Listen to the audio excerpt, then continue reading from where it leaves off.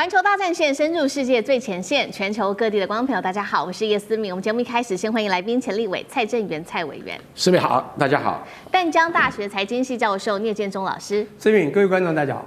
前海军舰长吕礼士舰长。主持人好，各位观众大家好。好，观众朋友，今天我们要特别来掌握今天的头条消息，也就是今天关心到这一回高市早苗狂胜了，他破了修宪的门槛，他还喊说接下来要参拜靖国神社，并且今天会关心会不会做非核的松绑，踩的是东亚红线。另外关心的是日元贬、日债跟金融会不会成为不定时炸弹。今天就这些议题，我们一起来做关心。三个火线话题，今天我们会特别聚焦，请来宾帮我们做解答。首先来看到的是高市早苗这一回掌握到了修宪的门槛，我们要来关心到说他喊说日本要变成的正常国家是真的吗？还是回到过去的军国梦呢？日本现在正式的走上极右路，极右派也等于左派正式灭亡了吗？东亚安全因此升温吗？第二件事情来关心的是川普。他公开的站队力挺日本的候选人，这个是巧合还是全球的布局？接下来如何影响到中日的发展，会直接对撞吗？最后，我们今天也会来关心到是日本的经济，高市早苗他的再通膨政策真的能救经济吗？还是日本将会面临三杀危机？今天就这些议题，我们会一起来做关心。好，特别来看到是最新消息，日本真的变天了哦。我们要来看到的是这一回日本直接走向了一个修宪的。日本自民党因为一口气赢得了突破2/3的一个修宪门槛，所以呢，高市早苗手中握的是一张空白的支票，他接下来要怎么写日本的路，可以都由他来做了。我们赶快来看到，那么高市早苗也不讳言的在公开谈论到参拜靖国神社这件事情，并且呢，先取得周边国家的理解。那前大阪的知事做这样子的一个言论，他认为，他已经透露说，高市早就已经说过了，即使身为首相，也会参拜靖国神社，不会在意中韩的看法。也就是在他真的高市成为首相之前，高市早就已经有这样子的一个想法了。我们来看到，其实呢，在众院真的改选之前，高市早苗就已经强调过了，他有意将日本的自卫队写入宪法的第9条，并且从去年11月份他就说过了，3份的安保相关文件他会做修改。工作从此刻开始，等于就是要重新来定义非核3原则了。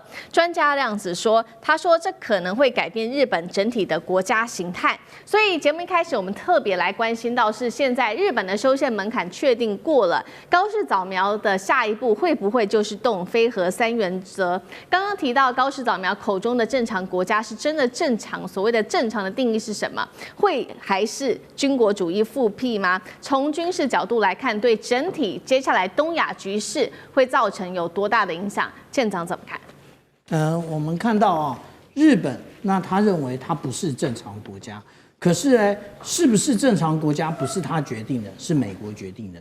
那至于说，正常国家或者是军国主义呢，这个不是2选1的问题，而是它渐渐发展，也就是它的层次性的问题。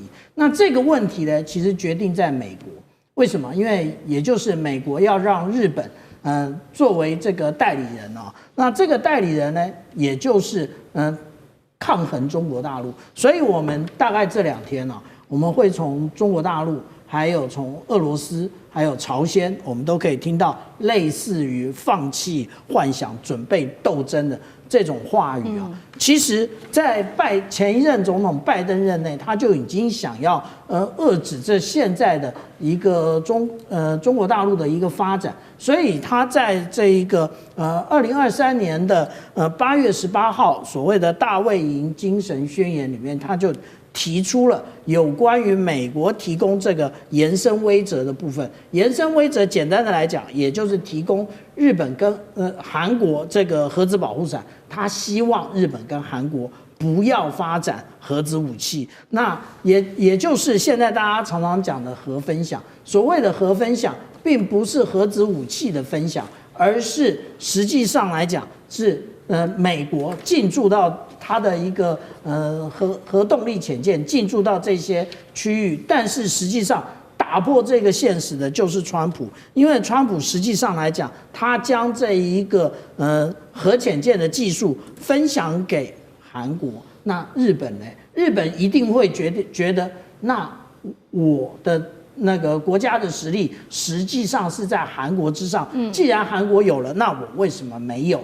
那另外呢，其实我们如果仔细的看日本的话，我们现在等一会儿会讨论到有关于伊朗。伊朗光是400公斤的这一个浓缩铀，美国就在那边叫得尬天正响。可是我们仔细看日本，它的布到底有多少？日本的布其实它是有47公吨啊。那它要那么多的布到底是做什么？那它的目的很单纯吗？当然不单纯。那其实我们讲到军国主义，它有三个目的。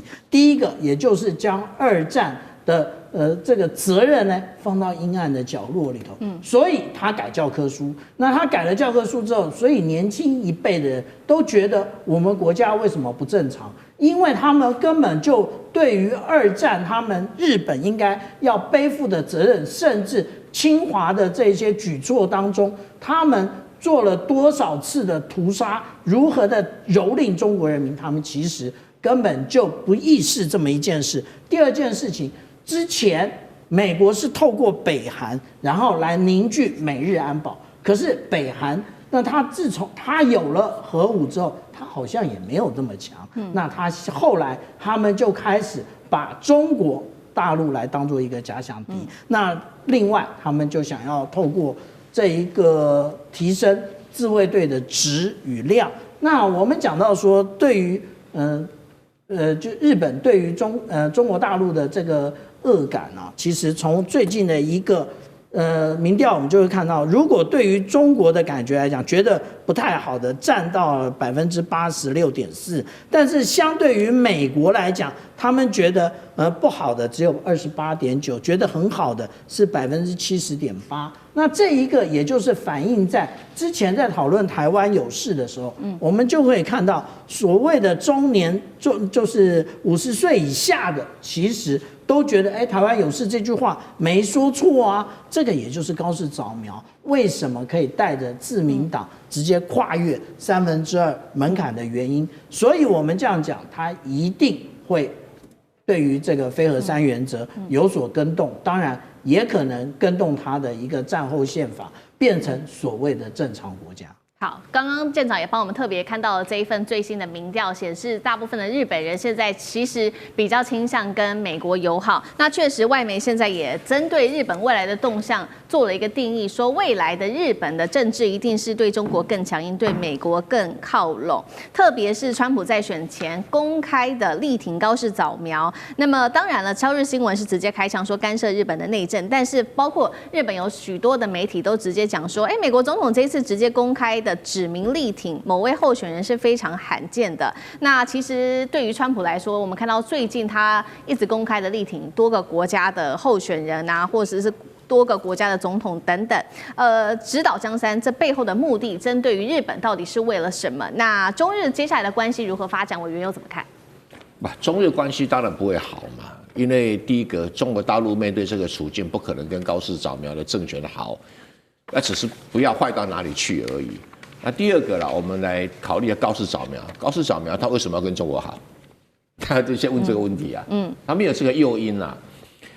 你先想一件事情啊，你说川普为什么要去支持高市早苗？好不容易出现一个抗中保台亲美极右的政权，正是这个川普美国的利益啊，符合他的利益嘛。所以川普当然要在选票最后关头里面拉高市早苗一把，让他的这个右派的选票不畏风雨出来，亲美右派选票不畏风雨出来投票嘛。因为这个日本的这个最近这个下大雪下得蛮严重，天气蛮冷的这个是有鼓励作用的啊。我们不能轻忽这个美国人日本人亲美的倾向，所以这个是有很大帮助。其实也不要忽略不只有川普力量很大，台积电也在最后关头帮助了高市早苗。因为高市早苗在选战过一直被批评你没有产业政策了你没有经济政策了。千年万里都不如台积电出现。台积电你看，跟高市长们合开记者会，我要在这里盖这个高端的这个半导体这个制造厂，3奈米的，跟美国一模一样。你看，整个攻占了所有日本大大小小媒体，所有日本的电视啊，所有日本的宣传机器，全部都在报道这个消息。你说魏哲家对这个高市早苗帮助这么大，是谁叫他去的？是赖清德吗？还是川普？我们永远不知道啊。但是我也想不出，除了这2个以外，还有人会叫他去哈。对，还是说魏哲家自己主动去了？这个当口是很明显的是在给高市早苗加分嘛。所以高市早苗可以说，我今天讲说捞了好几桶金了哈。每一样都是战术战略都成功。那未来的两岸关系，这个中日关系啊，它基本上是配合美国的啦。换句话说，美国可能会继续演白脸，然后他就叫日本你演黑脸，因为我们要遏制中国崛起。所以我经常跟中国大陆的朋友讲哈，你不要相信哈川普那一张嘴啊，跟所有男人的嘴都一样，不能相信啊。为什么？他就是表面上，哎呀，习近平是我最好的朋友。习近平是最伟大的领导人唯一的这个什么讲了捧了很老半天，事实上他准备刀子他看不出来吗？一下子批准台湾什么援助10亿美元，2要求台湾编国防预算等等等，反正这个都准备刀子。而且日本是在这个他最好的工具比台湾还要好，为什么最好的工具？因为日本本来就有抗中情节跟其他人不太一样而且日本你给他一点甜头。你给他再武装，那日本会不会走向军国主义？不会，因为军国主义就是军部控制政府，这个事情在日本已经不可能再出现了。但是右派政府控制军队，拉拔军队，使军队变成这个亚太地区另外一个中型的军事强权。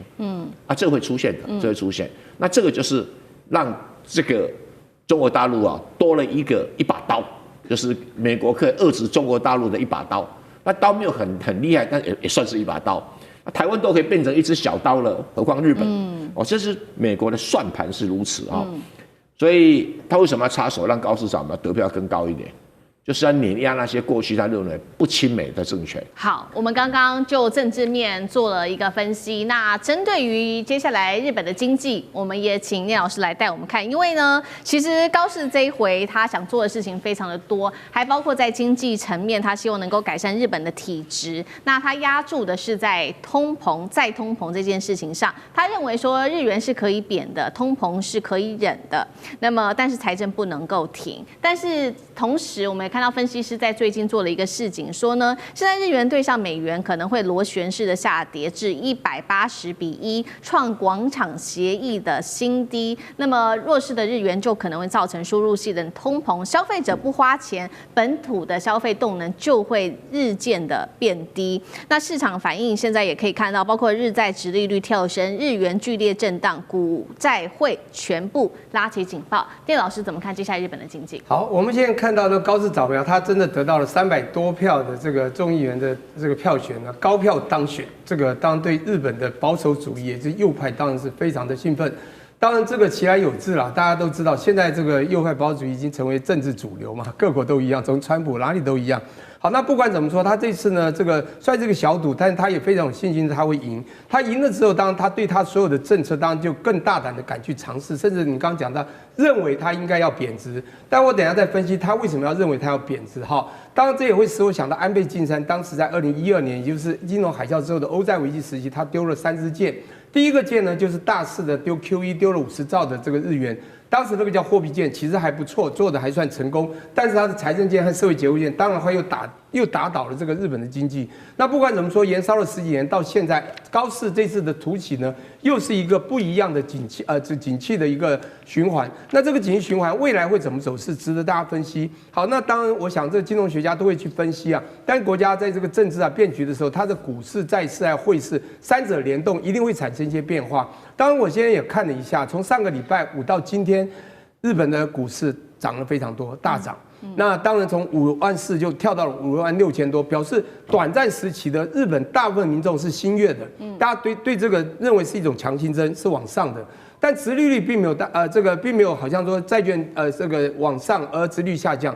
当然短波看不出来，当然可能大家对这个所谓的日本虽然短暂这个右派主义好像得到了大家的这个胜权，重点是未来这个波动还是蛮高的。因为我看到的是高市是一边完全下注的压住美国，他已经就是这死去压住美国，很多的国家都是基本上站中立，在新加坡哪些国家能够越中越好，但只有我看现在就是台湾、日本是最一面倒的靠向美国了。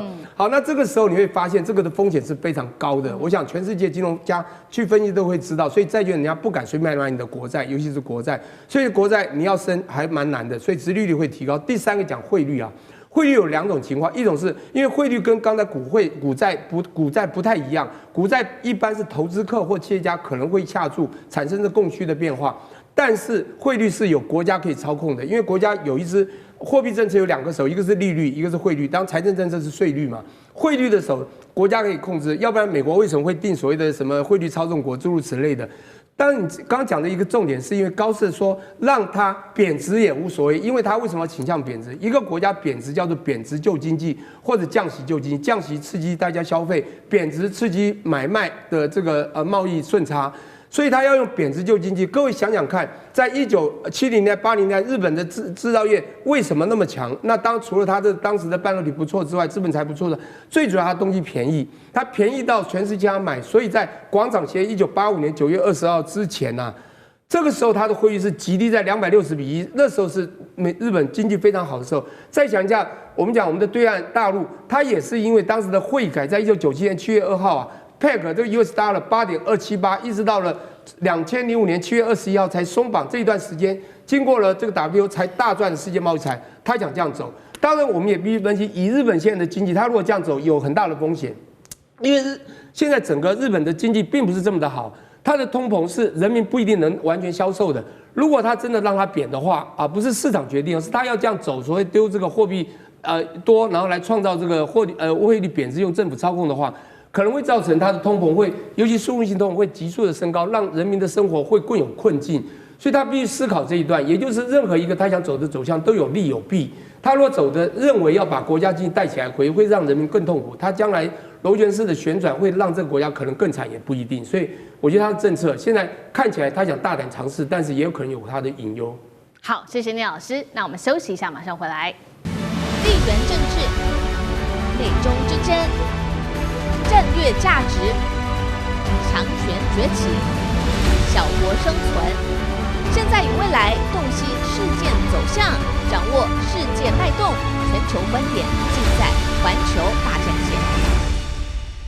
接下来关心中东哦，美伊谈判是假的，是真的要开战吗？因为川普这一次呢，针对了世界上许多跟伊朗比较友好的国家做了制裁，那么在关税上面的制裁，同时它的航母已经压境了，伊朗则是亮出它的超高音速飞弹，再加上北京传出说要提供雷达跟防空系统给伊朗。今天我们来看到中东战事一触即发，3个火线话题，今天请来宾帮我们做解答的是，美军这一次祭出的各种制裁，也代表战争进入倒数了吗？我们可以看到2月6号的美伊和谈是真的已经破局了吗？还有没有救啊？第二件事情是伊朗这一次也亮出它的各种武器，除了这个长程弹道飞弹，这个是霍拉姆沙赫尔之外，还有这个8马赫的超音速飞弹，射程据传直指以色列，真的有这么强吗？最后来关心到是中国大陆到底是否真的帮助了伊朗提供反隐形的雷达，加上它的防空飞弹系统，它的战力又如何呢？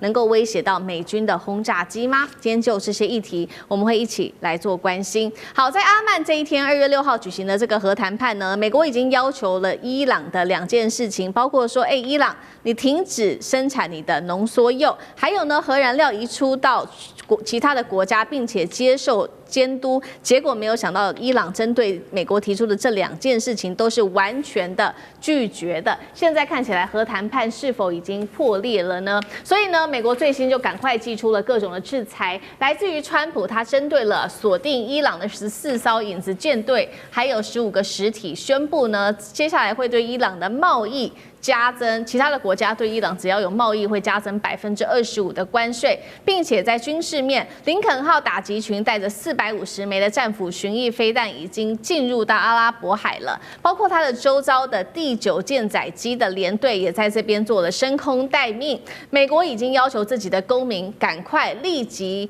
撤出伊朗，如果有必要的话，政府也会来去做协助。再来看到是伊朗，它亮出它的这个超音速飞弹，这个是霍拉姆沙赫尔4超音速飞弹，它的射程达到了2000公里，弹头重量1500公斤，已经部署在他们新的地下导弹城了。除了刚刚讲的这一款超高音速的飞弹之外，还有4枚的其他的超音速导弹，这边说速度可以达到8马赫，射程同样是2000公里，15分钟内就可以锁定以色列了。伊朗的外长说呢，如果美国敢动手，那么中东美军基地也会被先得到报复哦。中国大陆则是提供伊朗在这个方面，不管有反隐形的雷达系统或者是防空系统，在内包括了多款的武器，要协助伊朗打击美军的轰炸机。那么解放军也接收了大量解放军的军用运输机。据传呢，中国还向伊朗提供了红旗9B 等等。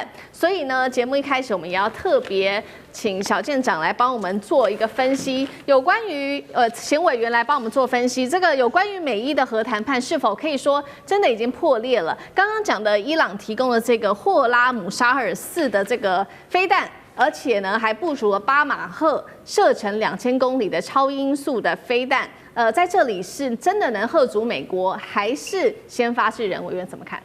既没办法先发制人，也没办法吓阻美国。我跟各位解释一下哈，因为伊朗没有反舰导弹，而且没有可以打航空母舰的反舰导弹。反舰导弹跟这些导弹性质是不一样的，档次也不一样。除非中国给他鹰击20亿，可是他也没有战斗机，也没有轰炸机，所以他更没谈了哈。他们伊朗敲锣打鼓哦，他们有没有超音速导弹？有啊，当然有，因为超音速导弹就超过1马赫以上就超音速导弹嘛。不像那个战斧飞弹哦，它是0.8马赫，那当然不是超音速导弹。可是伊朗有没有高超音速导弹？媒体都沸沸扬扬。但是我要坦白讲我的想法，我认为他没有，因为我始终看不到他的技术资料，不像中国、俄罗斯都会亮出技术资料给你看哦。所以对于所谓的什么8马赫，他们讲的都是终端速度8马赫，任何个导弹到终端速度都要随便都超过5马赫嘛，没什么了不起的。重点是在中间的飞行速度有没有超过5马赫？因为中间是最容易被拦截的。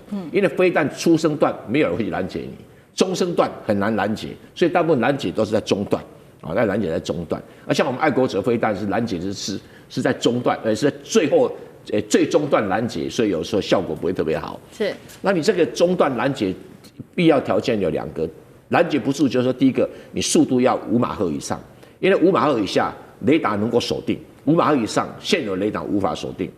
然后这个还可以什么？你不让雷达锁定，还有一个方法，你要可以漂浮，所以变成有成波体，2个因素中要有1个，那或者2个都有，当然更好。所以当你这个弹体无法被锁定的时候，就很容易拦截。他讲的是这个道理。那这个霍拉姆沙赫尔，他经常讲说他有射程2000公里，射程2000公里没什么了不得哈，就是中程弹道导弹。然后这个超音速也没什么了，但是他到了没有办法拦截的地步，那我觉得稍微夸张了一点。因为目前我所知道的，只有中国跟俄罗斯有高超音速导弹，其他国家没有，看不出来其他国家有啊。那胡塞组织那纯吹牛的啦。那再来看看哦，这个射程打以色列，打以色列，以色列挨个几个导弹也正常啊。一场战争什么可能不挨几个导弹呢？对哈，那只挨几个导弹对以色列会伤多大？我认为是以色列承受得起哈，承受得起，不至于说被打以后就瘫痪了，不至于哈，不至于像乌克兰这么菜哦，不会啦。从军事观点来讲是这样看，但是这个现在就是说，美国要怎么打伊朗？第一个不会登陆部队，第二个会采取贝尔格勒大轰炸的模式。可是这种大轰炸的模式有个先决条件，弹量要够。它以目前所谓的450枚战斧巡弋导弹不够，要加倍，一定要加倍。那加倍，那加倍的话，就要有另外一艘航空母舰打集群来。那现在据了解，小布希号好像在赶来当中，但是还没有确定这样的一个说法。那整个战略目标，就说我这场战争，美国到底在想什么？其实美国认为他是想要铲除教士政权跟革命卫队的头目，仅此于这样就能够动摇伊朗的政权。大家不要把想说动摇伊朗政权很复杂，伊朗政权是全世界最容易动摇的政权。你看看那巴勒维的爸爸，一个旅长带了一个军队就把那个卡萨王朝给打垮了。那一样就是这个东西就是伊朗的特性，因为伊朗一向是少数民族政权，就像满清满族统治中国，那汉族大多数，如果汉族不理你满族，你满族就垮台了。现在伊朗也有类似的情形，所以它如何精准的，第一个弹量要够，大轰炸量要够，第二个就是说情报要准，到底这些人住在哪里？他并没有要灭伊朗，也没有把伊朗什么能源设施打烂掉，那倒没有，打会打，那不会打烂掉。那他开这个条件呢？他当然是在勒索伊朗，伊朗怎么可能答应呢？不止如此，他还要什么把他的弹道导弹？当然有人讲说，伊朗现在有什么多少个几百公里的地下弹道导弹，平常讲那个都不太管用了。为什么不太管用？因为美国都知道弹从哪里出来啊。弹道导弹最麻烦的，除非像土地像中国够大，一拉5000公里，伊朗怎么可能地下5000公里的这种所谓的井喷式弹道导弹没有，伊朗没办法。那几百公里美国应付得来。好，这个是伊朗的战力的评估。那中国呢？中国现在说提供给伊朗反隐形雷达系统跟它的防空飞弹，能不能有效的威慑美国的 B2或者是 B52等等的轰炸机？小舰长又怎么看？我稍微补充一下刚刚郑源老师所说的这个世界上只有2个国家有这个高超音速飞弹。那很多人会质疑说第3个国家美国也应该有美国是有暗鹰，可是暗鹰截至目前为止还没有通过美国的相关的那个初级的作战的一个需求的规定所以其实现在也真的只有中国跟俄罗斯有。那我们最近看到的照片呢，也就是在阿拉伯海上面的这一个林肯号航空母舰它迎来了鱼鹰机。这个鱼鹰机里面坐的不是一般的补给品，也不是路人甲我们可以看到这2位第一位这一位呢，其实是这个美国派驻到伊朗的这一个和平代表，也就是科索夫。那另外这一位呢，其实是库许纳，也就是川普的女婿那如果我们从中国的历史上来看也就是钦差大臣跟驸马都到了，也就是直接传递给这一个林肯号的讯息非常清楚。当然现在不需要，现在只需要用 data link 就可以传递了。但是它的出现这一个象征性的意味是很强的。如果我们看到上个礼拜 USNI 所提供的这个相关资料的话，那也就是这个布希号不见了。布希号上一个礼拜呢，其实出海了，可是现在又不见了。不见，它不仅不见而已。我们看到 USNI 它有提供相关的资料，它提供的是10多天返港的一个照片，所以这件事情很奇怪。但是我们要相信一件事情，也就是这个川普自己写的书交易的艺术，他会不断的奋斗，不断奋斗，直到他的目标实现。他的目标不一定只有这一个伊朗还有古巴那但是我们讲回说中国提供的装备，那我现在拿出这张图有很多人会质疑说，这一个有关于这个 JY27的这个雷达，这个我们之前看到那个委内瑞拉也有对，现在大家都证实了委内瑞拉的这个雷达，第一个没启动，第二个保养的状况非常的差，所以其实没有达到作战的使用的状况。这一种雷达其实因为它使用的是 VHF 频段，专门客制的，也就是逆中战机的部分。那为什么现在还会不断提供到这个伊朗？当然，第一个就是提供给伊朗自我防卫的力量，第二个我们千万不要忘了，美国也会把第一手的，例如说萨德飞弹提供给以色列，为什么？因为测试一下嘛，经过测试，然后他们的技术人员也会在现场，才会了解这些装备未来的这一个性能提升要该如何做。那例如说我们现在看到的，这是去年我个人去长春航展上面所看到的 H408的这种雷达，这种长程预警雷达，它已经把第一个它的这个构面比我们刚刚讲到的小。而且呢，它也一样是 VHF 频段。那另外，大家所谓的提供这一个红旗8的这种防空飞弹啊，它其实如果以外贸型来讲，也就是直接卖输出的话，因为解放军用的，它实际的驻用我们并不知道，可以达到260公里。可是我们这里看到的这个是比较长的，然后比较粗的，后面其实还有一个红旗9C 的，也就是感觉比较小的，这是在去年93阅兵上面所看到的这一个相关的技术资料。其实还没有公布，大家可能会笑啊，说中国大陆用的这种反逆中的雷达，但是我必须要在这边给大家看啊，其实这是最新的一种，也就是 JY26，它使用的是圆形极化的天线。那大家说这种啊大而不当啊，对你如果这样想的话，那我跟大家报告，下面这一个 TPY-X。雷达也是如此，这个雷达是洛克希德马丁做的，目前美国还没有投入战备，但是即将投入战备。为什么？因为这种雷达的确可以来征收逆中的战机，或者是逆中的各种的水面的舰艇，美国也需要。所以我们这样讲说，不要因为这一个委内瑞拉的状况就认为解放军的装备不行。好，这个是中国大陆提供给伊朗的装备武器。那关键还是要回到说，因为2月6号的这个核谈判，美伊的核谈判破裂嘛，那接下来美伊关系又如何发展？我们最后1分钟，请聂老师帮我们补充。OK， 我这个很有趣的一件事是，去年大家记得6月4号，对不对？这个在加拿大开的 G7 会议，一半就偷跑回去，然后说2个礼拜要打这个伊朗，结果呢2天就攻击的这个所谓的是深土炸弹啊 GBU-57。结果你会发现炸60公尺，好像没有炸到80公尺，这个又核外泄也没有。那现在呢，要人家限制核，他现在告诉说我们要谈判，上桌谈判的3个条件。第一个条件，限制你核发展，你不是把人家炸光了吗？第二个，其实你再炸不就好了吗？干嘛要用谈判叫人家限制呢？当然，这是我讲伊朗呢，他要维护他自己生命安全一个很重要的保命武器，他不能，所以他只能说我暂停，而且说我可以把这些先送到俄国，你知道吗？他的后面的这个背后代理人就中国、俄国，大家可以还保护他一下。对，所以你看这个谈判是谈不拢。第二个，当然美国还要求他这个长程的飞弹的弹道要把它这个完全要这个取消掉。所以你觉得这个这个伊朗怎么会接受？当然，这时候你就会这样发觉他们这个剑拔弩张。可是刚才也讲到了，这个没有错，我也搜寻一下，伊朗其实它没有真正所谓的反舰飞弹啊。即便这个可以打得很远，但是我看到的收文是，它不是真的要打你这个舰，它可能打不到，它是要你这样做，我就打你这所谓的美军基地。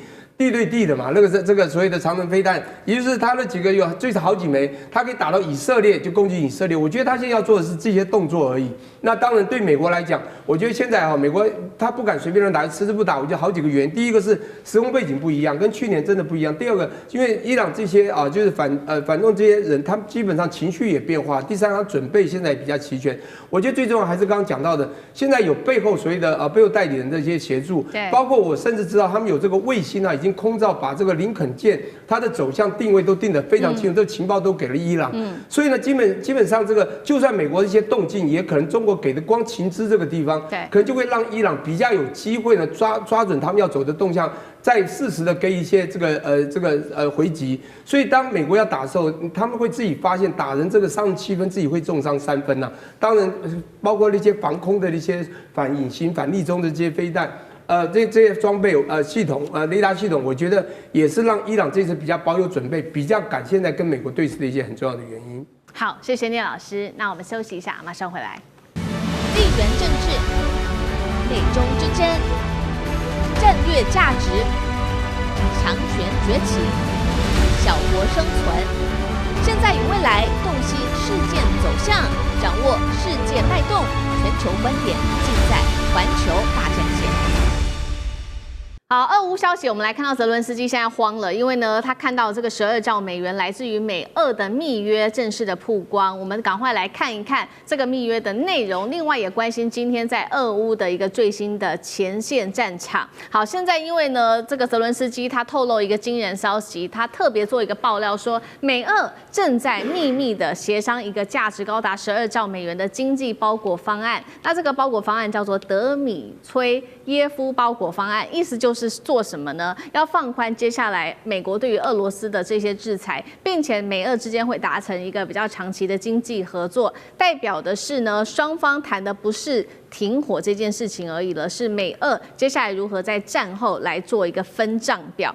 那么来自于路透社也特别做报道，其实美乌在过去一段时间早就已经有许多针对于未来战事谈成的一些时间表，要求乌克兰必须做到哪一些的事情。那么可以看到，美国要求说，乌克兰你3月份要达成和平的协议，5月份你要做公投跟全国大选，6月你则是必须完成相关的协议。但是乌克兰是立刻打脸，他认为说你讲的这些筹办的时间是要至少6个月以上。包括你要修改这些法令，也要耗费非常多的时间跟金钱，哪有你美国说的这么的容易呢？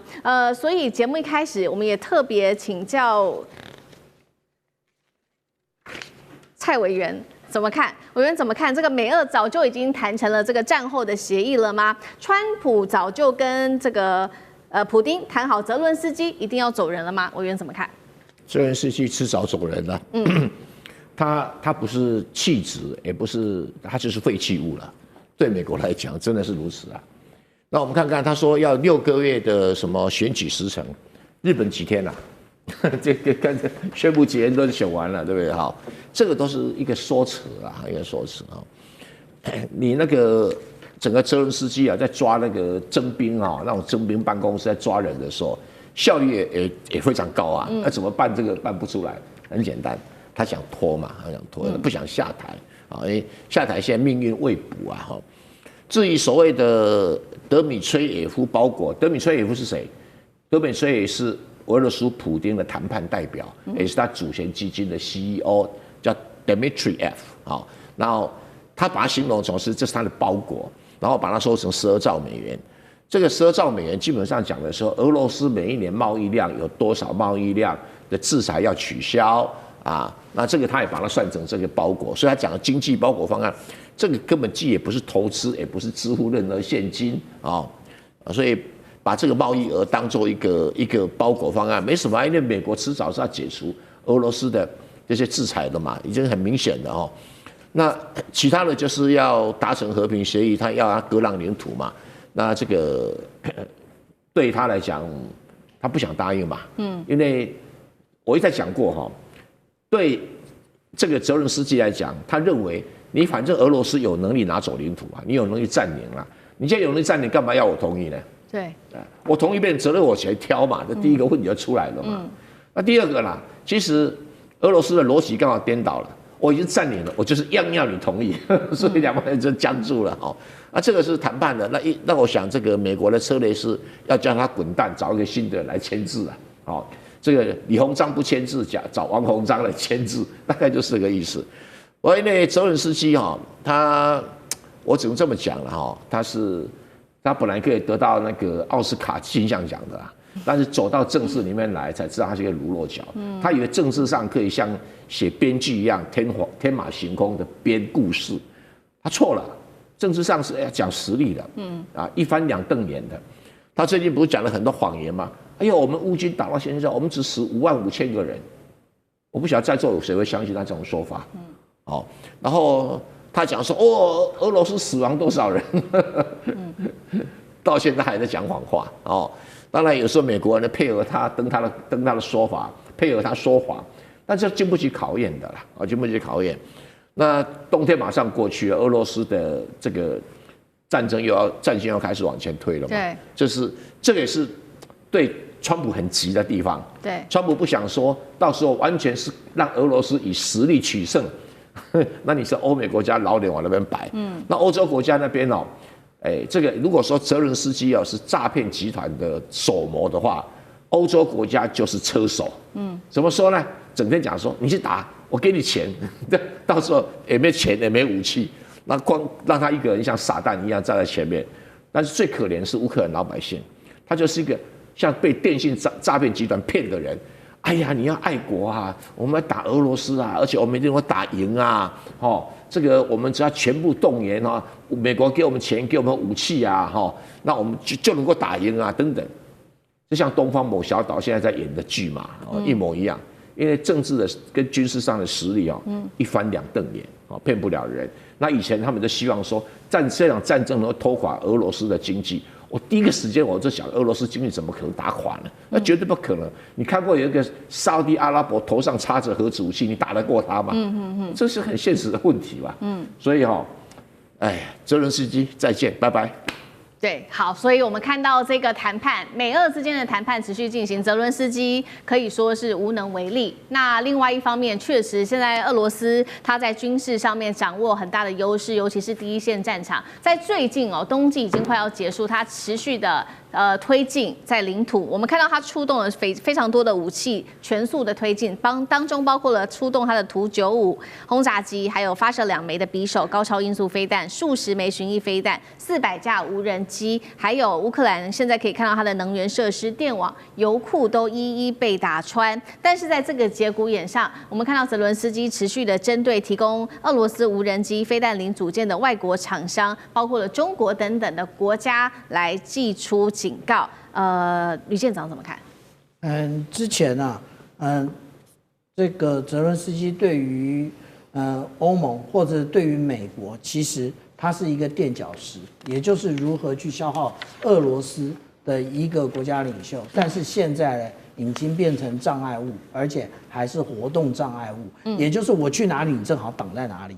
也就是我现在要跟那个对于美国川普总统来讲，他现在就是要跟俄罗斯普丁达成协议，尽快达成协议，这样他才可以从东欧抽出手来解决这一个伊朗的问题啊。那美国现在已经没有同时打2场战争的一个实力，我们从这里就可以看得非常清楚啊。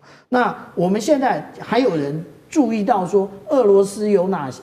对不起，那个乌克兰有哪些前进战场吗？我们以前大家都可以讲得出来，库皮扬斯克、红军城，现在大家还记得哪一个？我们刚刚讲的那个2个城市，第一个红军城已经被拿下来，第二个库皮扬斯克，乌克兰正在苦战之中，即将沦陷。所以我们讲到大家以前都讲东将军，也就是冬天非常的寒冷，对于交战的双方其实都是一种围困，但是现在已经不是了。为什么？因为现在呢，不需要人跑到户外去作战，现在靠的就是无人机。那无人机如何的能够选对地点，然后选对目标进行攻击，这个才是最重要的。但是你如何选对呢？你选对的过程当中，你是不是要你会不会被电子干扰？那你使用这一个光纤无人机，你会不会遇到那个现在俄罗斯跟乌克兰都是路上面全部通通都包着渔网，保护他们的一个基础设施，是不是会遇到这些问题？你如何解决才是最重要的。但是泽伦斯基继续犯错，他犯了什么错？他制裁中国的企业，他有想到吗？他的这一些无人机的装备，连同他的一个那个涡轮发动机，都是在淘宝上面买的啊！你现在要制裁，我讲的是真的，他是在淘宝上面买的。那他如果是这样的话，他现在还要制裁中国，那他如何为后续攻击俄罗斯的这个无人机做打算？所以我们这样讲泽伦斯基现在呢，他已经是慌了手脚，他不知道该如何应付这一个我们刚刚讲的迪米崔耶夫 package 的这个问题啊。因为大家都很清楚，川普想跟普丁结束这场战争，但是如果我们讲到泽伦斯基签名了，他同意了，他应该活不过几年。为什么？因为我们想一想，当初有多少人听到他的号召之下要加入北约，要收回克里米亚，因而发动了这场战争。现在克里米亚没收回，也没办法加入北约，还要再割让四个州的土地，然后还死伤这么多，惨重，5.5万，可能是10倍吧，应该不是5.5万吧。那如果死伤这么惨重的情况之下，我们讲到不讲别的啦，亚速营的这些弟兄们会饶过他吗？一定不会。他现在找他的安全局不断的去暗杀这个俄罗斯的这些官员，他未来会不会也遭到这种下场？对，好，刚刚也特别提到这个5.5万人这个死伤，其实是来自于士兵阵亡的数字，其实是来自于泽伦斯基他的说法。那其实完全跟这个美国智库 CSIS 还有这个欧洲统计的说，这个伤亡人数达到100万，有惊人的差距。包括了这个来自于乌克兰的新任国防部长也说，现在乌克兰遭遇的就是兵源告急、逃兵成灾，前线快撑不住。聂老师怎么看 ？OK， 我先讲一下，我刚刚看到这个。因为讲这个密约，我是觉得蛮有趣的，非常清楚的，对美国的利益谁比较有利？当然是俄国，对不对？从普丁来看是另外一个普啊，不是从川普来看是另外一个普，叫普丁对他会比较有利。所以他任何跟乌克兰想叫他和谈之前，一定是先跟俄国谈，就跟28点协议在去年11月提出是一样的。这个28点协议里面呢，当然除了这个领土还有这个核电厂这个孜孜不绝之外，其实有些东西已经都有达到共识，就是最后要让俄国在慢慢的这个经济制裁要松绑，就是我觉得这个密约其实就在续去年28条合约之内容之一。但是我现在要讲您刚刚问的这个问题，就是死伤多少。那您要我这个去分析到底是真是假，这不是一件容易的事。但是我可以这样讲，假设有一艘200人的渡轮，结果在这个海上那个遇到了风浪倒了，这垮了就沉到海里了。就找到了55具尸体，你告诉我说他总共只死了55个人，这个就很难去说是事实嘛，对不对？因为你如果去爬文，我们只能从文字上去看啊。现在分析的确是看起来俄国死了5.5万人，但乌克兰重点是他有20万人的逃兵。那么这些人到底生存与否，你不知道。当然，从这个角度又看，更可怕的是，我也收问到，乌克兰这次为了打仗，有200万人因为逃避征召跑掉了，你知道吗？遭通缉，我觉得是有趣的事情。所以乌克兰在现况之下，你要怎么去打？刚讲最后一个东西，就是刚才我们蔡委员讲的非常好，就他这个演员，你知道吗？演的有一点就是看错了这个方向啊，走到政治上去。而且我觉得最主要，他走错了舞台。你今天是这个阿诺施瓦辛格在加州当州长，再怎么样差，我跟你讲，美国就是有底气。川普那也算个半演员，你知道吗？雷根不就是演员吗？也是一个三流角色演员，在美国也演得很好，因为舞台不一样。所以你在乌克兰再这样走下去，我们只能看说你只是这个舞台这个小丑在这个国家绕城绕局一直绕下去而已。好，谢谢聂老师。那我们休息一下，马上回来。地缘政治、内中之争、战略价值、强权崛起、小国生存。现在与未来洞悉事件走向，掌握世界脉动，全球观点尽在环球大战线。接下来我们要关心到的是东南亚国家新加坡最新要部署它的 F-35来自于美国的战机哦，成为东南亚最强的空中战力。包括现在可以看到，在新加坡这边有它的逆中战机前舰。那么日韩还有澳洲跟新加坡，难道要组抗中来自于美国的抗中最前线的国家吗？今天会一起来做关心。好，来自于亚洲，美国终于要把它给出去，它的 F-35战机 F-35B 哦，又增加了一个国家。这个国家就是新加坡，它也正式的宣布，2026年底它会拿到接收4架的 F-35B。那么未来它会建立在东南亚这边最新进的空中战力。我们可以看到总数会有20架的 F-35战机，那这当中有包括12架的 F-35B 跟8架的 F-35A。那其实，在还没有接收到这个 F-35之前，我们就看到新加坡的空中战略已经非常的好了，包括它有 F-16C 跟 D、F-15S 跟它的阿帕契多架的直升机等等。那新加坡也是成为首个美国之外首个在陆地的基地操作 F-35B 的国家，不用依赖航母就能掌握逆中的空中优势。吕舰长怎么看？为什么这个东南亚国家的新加坡会成为东南亚第一个引进 F-35B 的国家？这对于接下来在区域的军事影响你怎么看？因为其实对于东南亚来讲啊，那除了新加坡之外，其他的东东盟国家都是与中国的关系比较友好。那当与中国大陆的关系友好的时候，美国对于如何使用、如何交付这个 F-35，它就会有各种的疑虑，那当然就不会拿到。但是对于新加坡来讲，我们如果看到最新的新闻，黄循财又七早八早的向这个高市早苗提供他那个向他祝贺，他又可以继续连任首相。那更不要讲说他之前高市早苗在提出这一个台湾海峡存立危机事态的时候，他讲说，中国应该要放下历史成见。其实这个都是新加坡领导人对于那个二战的时候的一个错误认知。二战的时候，其实日本并没有对于新加坡没有下狠手啊，也是有啊。不相信可以请黄循财到他的一个这个圣淘沙的公园里面，就有非常清楚的陈列，因为我去看过，连我一个台湾人都去看过，连我一个中国人都去看过，你新加坡人更应该去看一看，当初日本人是怎么样做的。那为什么新加坡可以获得 F-35B？ 因为我们如果来看一下地缘的话，它最重要的也就是要遏制马六甲海峡，而且掌握南海。这个是美国真正想要做的，因为现在眼看着这一个菲律宾根本就挡不住中国海警以及解放军，那相对于其他的国家来讲，其实都是对于中国大陆是友善的，所以现在唯一可以遏制住的也就在新加坡这个地方。那如果其实为什么有 F-35B 呢？也就是它可以从陆地上很短程的起飞，然后垂直的降落，同样它还可以降落在那个等一会儿我们这个另外2位会提到的它新一代的舰艇上面。所以这一些都是美国的铺排，美国的铺排也就是从菲律宾现在战线已经拉到新加坡。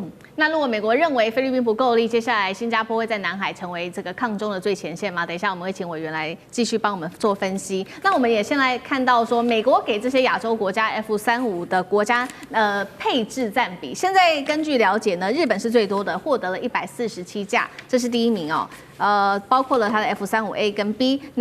接下来第2名是72架的澳洲，第3名是南韩的40架。那接下来它还计划要增加25架，最后才是新加坡的，它未来会有20架。那在此呢，新加坡最近也是不断的增加它的军备哦，除了说已经拥有了4艘德国的常胜级的潜舰，未来还会增加2艘，一直到最快2034年就会到位。还有6艘的多用途的战斗舰将作为无人系统母舰。那预估2028年全数来做服役。委员怎么看？如果南海真的爆发冲突，新加坡成为抗中最前线吗？它还能保持过去所谓的中立大国的角色吗？新加坡不会成为所谓抗中的前线了，因为新加坡它整体的战略是这样：我不选边站，但是我有被选边站的价值。那听懂意思？这是新加坡的整体的战略，就是这个概念。你就比较能看清楚他在干什么。那要被选边站的价值，就是我要武装到一定程度。虽然新加坡的政府负债已经占到 GDP 的165%。